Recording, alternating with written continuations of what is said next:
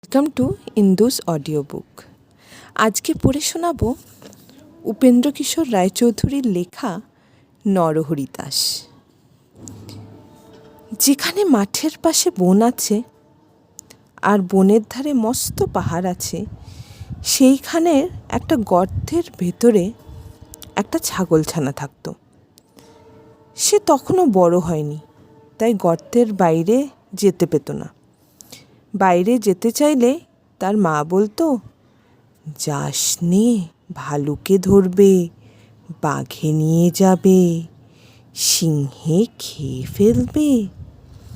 তা শুনে তার ভয় হতো, আর সে চুপ করে গর্তের ভেতরে বসে থাকত।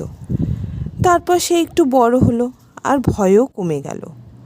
তখন তার মা বাইরে চলে গেলেই সে গর্তের ভেতর থেকে উঁকি মেরে দেখত। শেষে একদিন একেবারে গর্তের বাইরে চলে এলো। সেইখানে এক মস্ত ষাঁড় ঘাস খাচ্ছিল। ছাগলছানা আর এত বড় জন্তু কখনো দেখেনি, কিন্তু তার শিং দেখেই সে মনে করে নিল ওটাও ছাগল। খুব ভালো জিনিস, খেয়ে এত বড় হয়েছে। তাই সে ষাঁড়ের কাছে গিয়ে জিজ্ঞেস করলো, হ্যাঁ হ্যাঁ গো, তুমি কি খাও? ষাঁড় বললে, আমি ঘাস খাই। ছাগলছানা বললে, ঘাস তো আমার মাও খায়, সে তো তোমার মতো এত বড় হয়নি। ষাঁড় বললে, আমি তোমার মায়ের চেয়ে ঢের ঢের ভালো ঘাস অনেক বেশি করে খাই। ছাগলছানা বললে, সে ঘাস কোথায়? ষাঁড় বললে, ওই বনের ভেতরে। ছাগলছানা বললে, আমাকে সেখানে নিয়ে যেতে হবে? এ কথা শুনে ষাঁড় তাকে নিয়ে গেল। সেই বনের ভেতরে খুব চমৎকার ঘাস ছিল। ছাগলছানার পেটে যত ঘাস ধরল, সে তত ঘাস খেলো। খেয়ে তার পেট এমন ভারী হলো যে সে আর চলতে পারে না। সন্ধে হলে ষাঁড় এসে বললে, এখন চল বাড়ি যাই। কিন্তু ছাগলছানা কি করে বাড়ি যাবে? সে চলতেই পারে না। তাই সে বললে, তুমি যাও, আমি কাল যাব।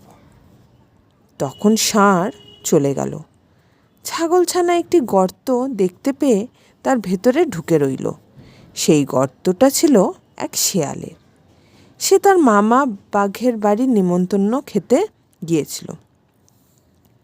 অনেক রাত্রে ফিরে এসে দেখে তার গর্তের ভিতরে কীরকম একটা জন্তু ঢুকে রয়েছে।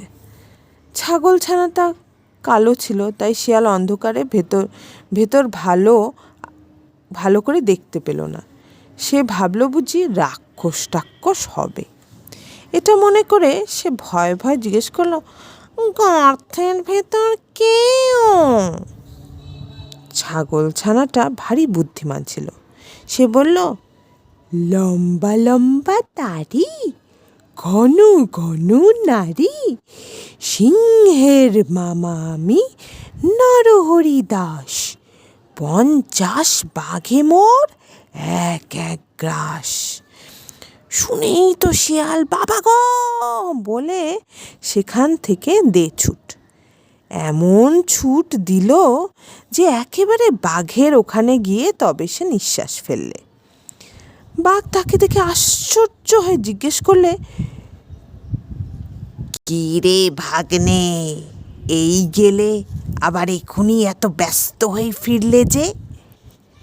শিয়াল হাঁপাতে হাঁপাতে বলল, মামা, সর্বনাশ তো হয়েছে। আমার গর্তে এক নরহরি দাস এসেছে। সে বলে কি না যে 50 বাঘে তার এক গ্রাস। তা শুনে বাঘ ভয়ানক রেগে বললে, বটে, তার এত বড় আস্পর্ধা! চল তো ভাগ্নে, তাকে দেখাবো কেমন 50 বাঘ তার এক গ্রাস।